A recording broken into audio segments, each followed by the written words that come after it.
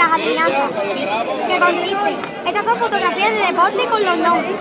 Y ahora lo que tenemos que hacer es, por ejemplo, con un cable lo ponemos en judo y el otro en el deporte, en la fotografía del deporte que sea, por ejemplo, judo. Y cuando cerramos el mecanismo, la bombilla se enciende y se... Está constituido de 7 piezas, 4 triángulos, un romboide y un cuadrado.